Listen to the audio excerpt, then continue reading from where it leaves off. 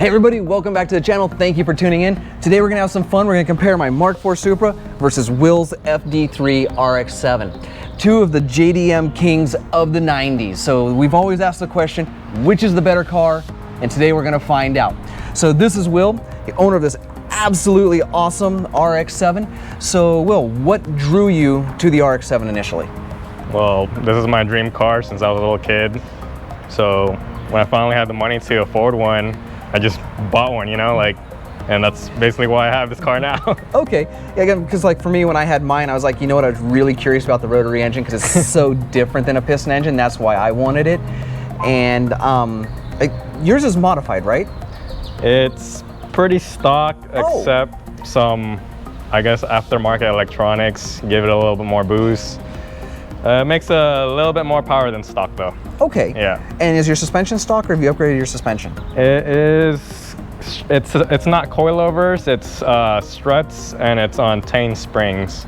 It's a good combination. So it's almost coilovers, but they're adjustable in terms of dampening. Awesome.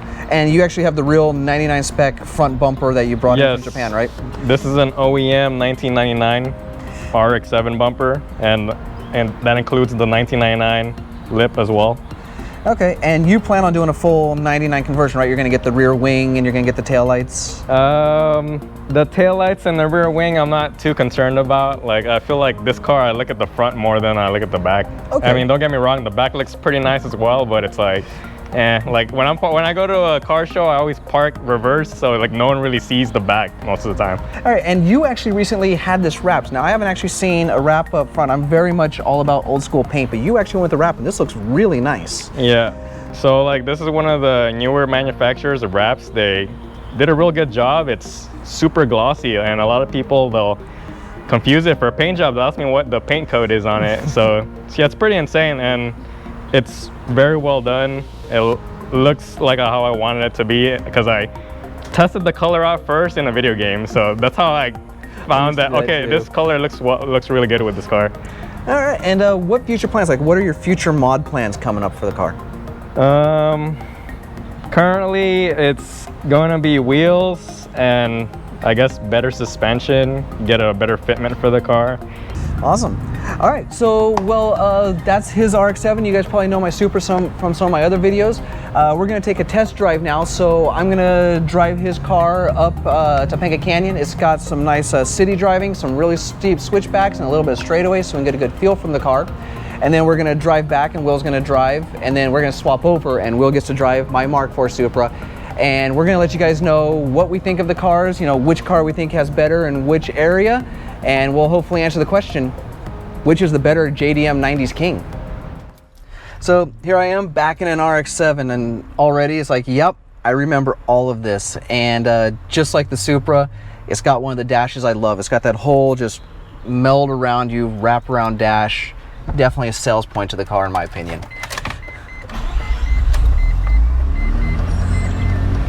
So it definitely feels like a much smaller car than the Supra. I mean, that's the first thing, you're like, yeah, this car is tiny compared. But I thought I'd feel like I was sitting lower. I actually feel like I sit about the same ride height as in the Supra.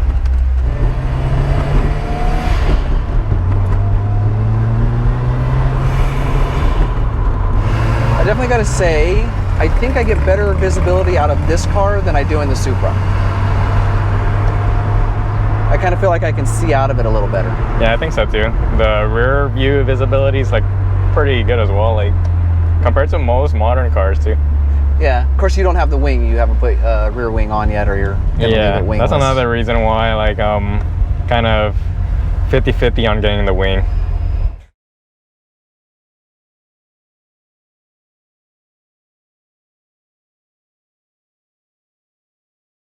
We're gonna drive a little more aggressive now.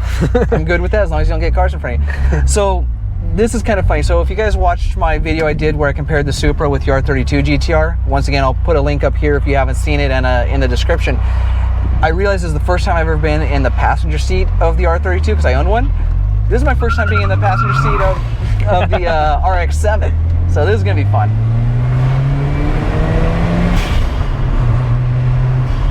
It sucks because you're at the back of the line. There's like nobody else. Yeah.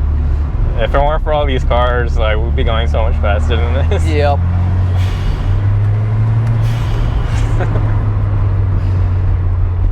I'm actually pretty excited to drive the Supra now. Oh yeah, I mean, this is a completely different feel.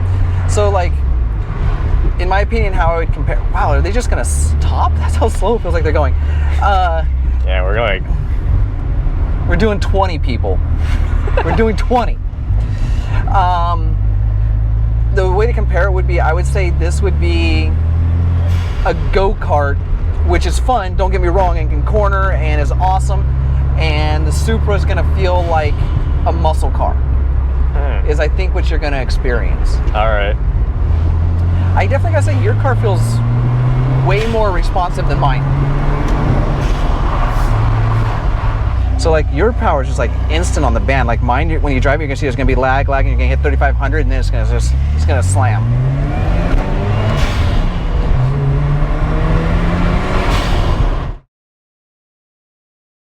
Supra. Okay.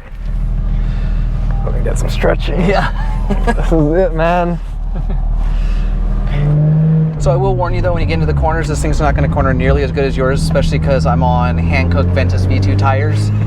I picked them up because they don't make Michelin Pilot Sports for the stock rims anymore, which are my favorite tire for the car, and the Hankook, they kind of suck. They're good for kind of getting around town and having a little bit of fun, but you'll see if you go around a corner, they start barking almost right away. I mean, how's the visibility in comparison now that you're used to your car? Like, I didn't even pay attention to that. I'm like just focused on the front because it looks so nice, you know? I guess it's kind of... Like, you know, the side windows. The wing's actually high enough to the point where it's almost not in the view, you know? It's at the top, boundary of the rear window. Yep. This is pretty cool. Whoa. Go for it. It feels, I like the interior a lot, but it actually feels pretty old. Does it really? Yeah. What makes you feel it feels old? I guess like not so the really high tech looking parts on the driver's side, but like on the passenger side, it looks like a normal like even a 1980s car. Like that's how the passenger side looks like. Yeah, it's one of the things you realize as a passenger is like I almost can't even see the air conditioning buttons.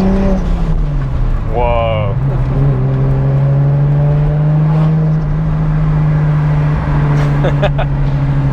Yeah, look at that smile. See, then this is coming from another badass car, so it's like coming from an RX-7 to this car, it's a pretty good car. What the fudge? Wait.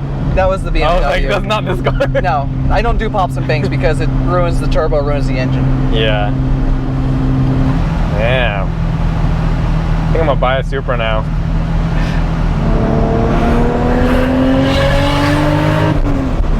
Whoa. It's pretty controllable still, you know? Like, yeah. I was expecting like,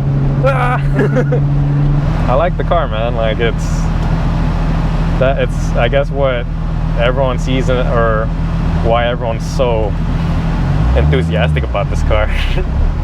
The steering response is not as good as the RX-7. No. Like by a long shot, actually. Kind of heavy too. Is it very heavy? Is that like normal? Yeah. So this car weighs almost the same amount as the R35 GTR. So it's like a 3,800 pound car. It's a heavy car. Yeah, this is definitely a lot heavier feeling. Well, because what the RX-7's 2,800 pounds? Yeah, 2,800 so like about, or 2,900 with like fuel. That's like a 1,000 pound difference in cars. I could definitely get used to this car though, especially because it has AC. Yes, that does make a difference. So for those of you who watched the other video with the R32, the Supra wins. It beats the RX-7, it beats the R32. If for no other reason, then I have working air conditioning. I like I guess the overall front view, like, you know, where the front end is, the left and right. Yep. I was thinking it was gonna be a little more, I guess, hard to see from the driver's side, but I do feel like you do have better visibility out of the RX-7, but I mean the visibility is not horrible out of this. Yeah. Definitely feeling the understeer. I was like, yeah, I'm fighting the car right now. I'm not even going fast too. This is a car like you kind of had to drive for a bit in order to understand how it works on the road, you know. And that's unfortunate, one of those things, because it's like, if I had done the wheels and tires, like if I had gotten like some 10 inches in the rear, 9.5s in the front, and Michelin Pilot Sports, you'd be having a completely different experience. Yeah, you're right about the driver's side being so orientated to the driver. Yeah. Oriented to the driver. Yeah, it's definitely like, oh, you're the passenger, you get nothing to do, and you will deal with it. I get this glove box. Yeah. Enjoy the view of the airbag box and the glove box, because that's all you get. And then you get the rocket ship. Yeah. That rocket ship view.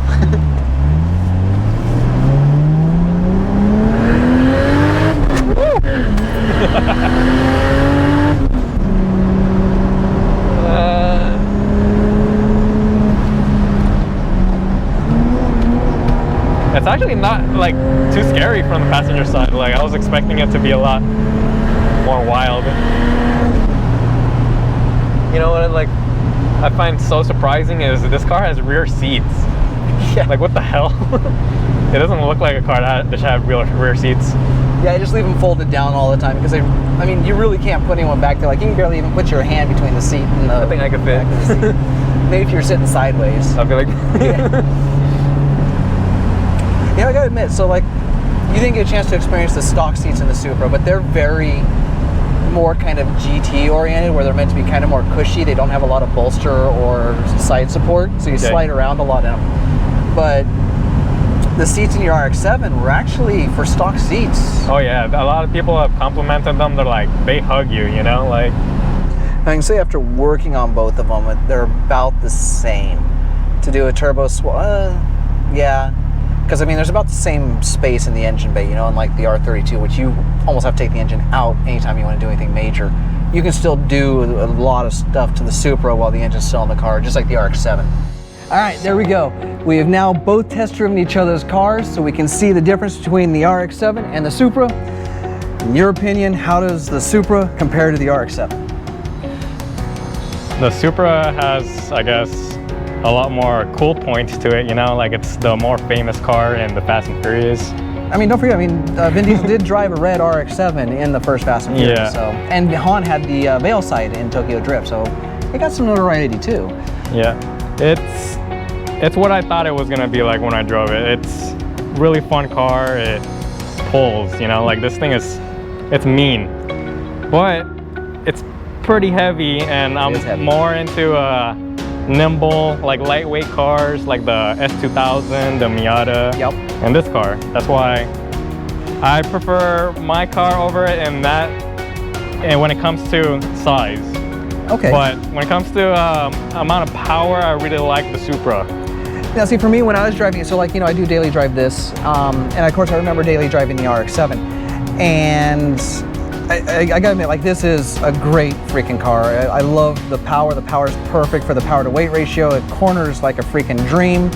I would definitely have another one of these, but probably more of a weekend car, because if I have to carry anything, that trunk is just non-existent. You know, you really can't put anything back there. I can at least put some stuff in the back of the Supra when I go grocery shopping.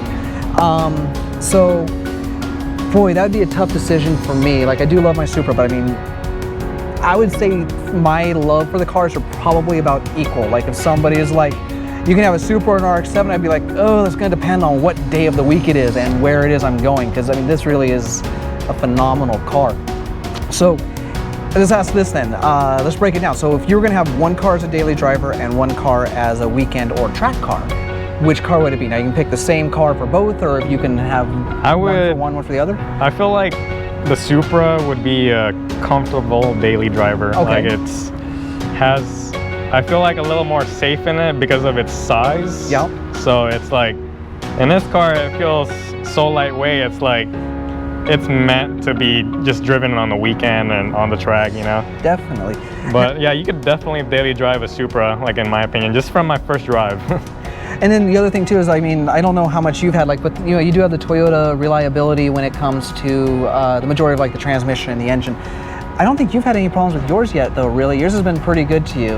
Yeah, it has. And I know that like my RX-7 was good to me, and you know they do have that bad reputation. You just gotta always check your oil, your fluid levels, Yep. you know, and that's the most important thing. It's just, at the end of the day, it's just like any other car. Just have a little more attention to it, you know. Definitely. All right, well, I'm sorry to say I don't think I have a direct answer for you guys on this one. I really do love both these cars about the same amount, and it's for completely different reasons. I mean, I love the Supra. It's a great, you know, daily driver, like he said, but man, you can put down some serious power. It can corner, but not nearly as well as the RX-7. I mean, this sucker just zips. And now, of course, he's still on the stock twins. Like this one, I got the big single, so you have, you know, the lag, and then the turbo hits hard at about 3,200 RPM. This sucker, it's just got solid power throughout the entire band.